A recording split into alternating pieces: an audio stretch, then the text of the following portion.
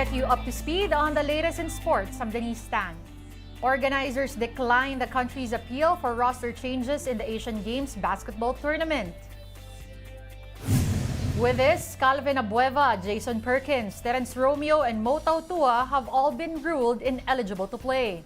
In a joint presser, the Samahang Basketball ng Pilipinas and PBA announced that in place of the mentioned players, Chris Ross, Kevin Alas, Arvin Tolentino, and CJ Perez will take their place in the national team. Meanwhile, sharpshooter RR Pogoy has been ruled out of the ASIAD due to a medical condition. Fellow sniper Marshall Lassiter will take his spot in the team. Gilas has a week to iron everything out before the tournament starts on September 26. Hundreds of Pinoy athletes have been sent off to China for the Asian Games with the hopes of eclipsing the last edition's 4 gold medal haul. Here's the story. Pinoy athletes are ready to banner the country in the upcoming Asian Games and Para Games in Hangzhou, China.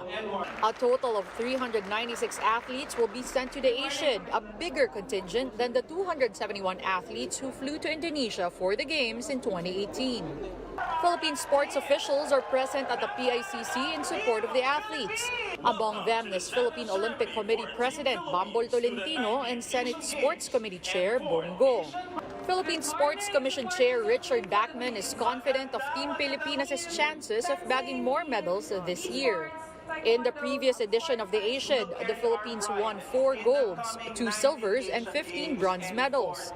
Give a couple, maybe EJ Obiena, pole vault. Then you have your gymnastics. Even without Carlos Yulo, the other athletes from gymnastics performed well in Cambodia. Then you also have your weightlifting. Okay, and I'm sure a lot of other sports or other athletes will actually perform well.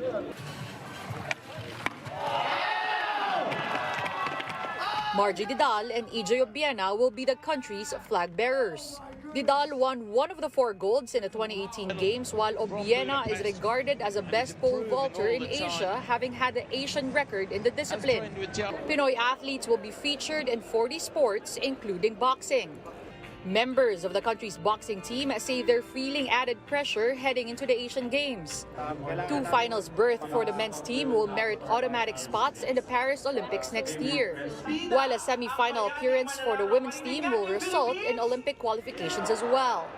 Tokyo Olympics bronze medalist Yumir Marshall has no doubt the team will hurdle the pressure. Nakikita namin na lahat po kami buo yung loob namin, and then yung coaches namin, tinutulungan din kami na yung pressure nandyan lang. Kailangan nang i-absorb namin yan. Nandyan din, hindi mawawala yan. Pero dapat yung focus nandun pa rin. Meanwhile, first-timers Gilas Women's 3x3 are also ready to showcase their talents in the Asian tilt. New po kami dito sa Asian Games, pero yung iba naman po, like especially sa 5v5, nakakalaban po ng mga atas yun, usually sa FIBA, so mga kilala na rin po yung mga kalaban doon po. The Asian Games will run from September 23 to October 8.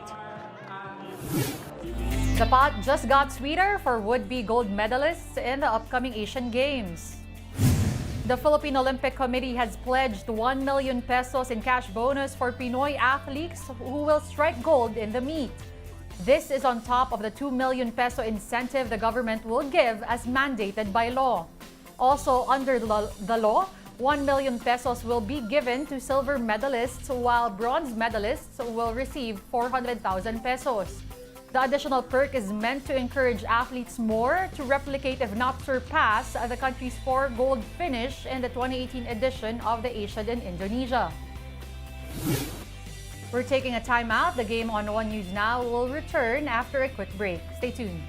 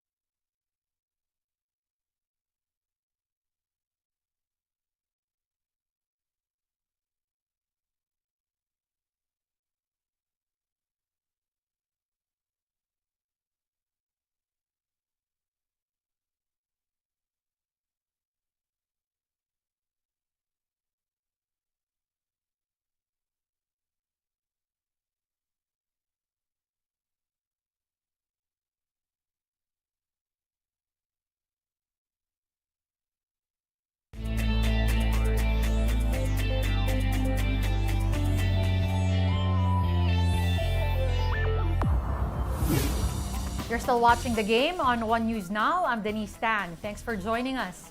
The Philippine obstacle course racing team has produced another world champion. Kevin Pascua blew out the competition in the male 100-meter event of the OCR World Championships in Belgium. The 2019 SEA Games gold medalist ruled the event that had entries from 40 countries.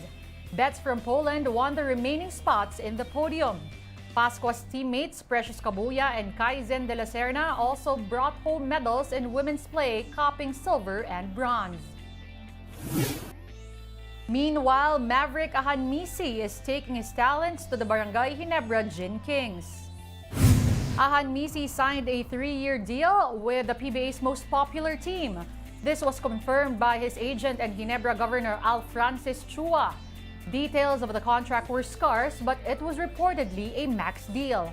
Ahanmisi's addition boosts a Ginebra backcourt currently missing key players. The Kings are currently without L.A. Tenorio and Jeremiah Gray for medical reasons. The 32-year-old star inked the Ginebra deal as a free agent after his previous contract with the Converge Fiber Xers expired. Spanish prosecutors have requested a restraining order to prevent former football chief Luis Rubiales from approaching national team player Jenny Hermoso.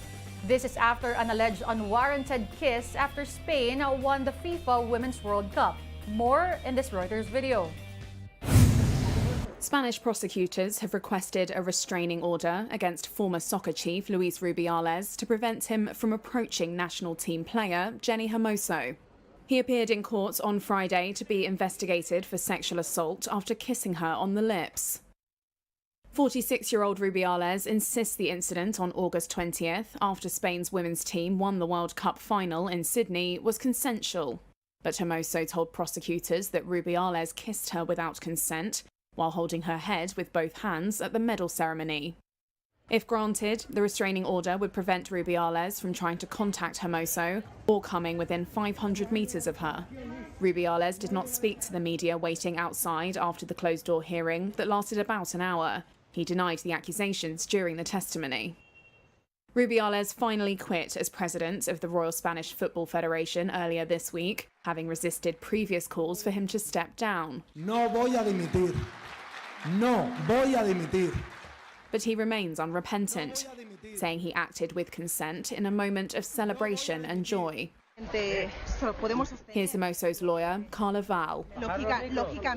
Logically, Mrs. Hermoso is affected by the event, by the humiliating act that she experienced in the stadium, and has tarnished a sporting milestone, a great victory. So we would appreciate if the treatment of the matter would be adequate to emotionally support this process. The prosecutor in this case added there was also a possible crime of coercion. Hermoso says she and her relatives were put under pressure by Rubiales and his team to say that she, quote, justified and approved what happened. The investigation, which could take several months, precedes any formal charges under Spanish law and decides whether the case goes to trial. If it does and Rubiales is found guilty, he could face up to 4 years in jail.